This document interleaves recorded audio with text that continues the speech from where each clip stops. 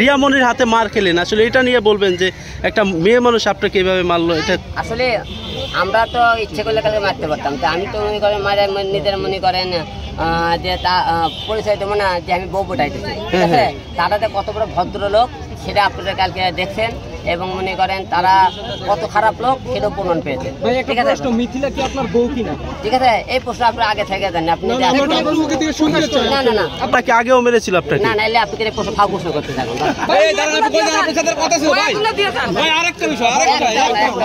ভাই একটা কথা, এই যে শোনেন ভাই, একটা কথা উত্তর দেন ভাই।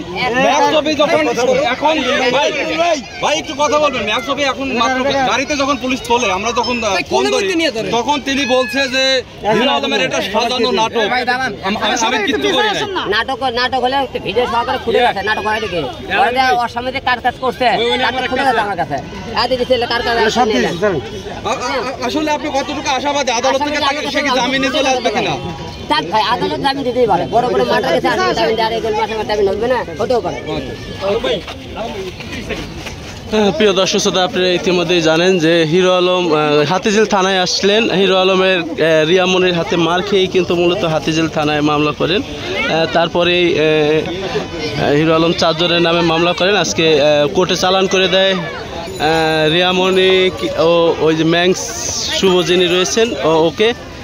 আসলে আজকে থানার থেকে এই পর্যন্তই। ধন্যবাদ সবাইকে।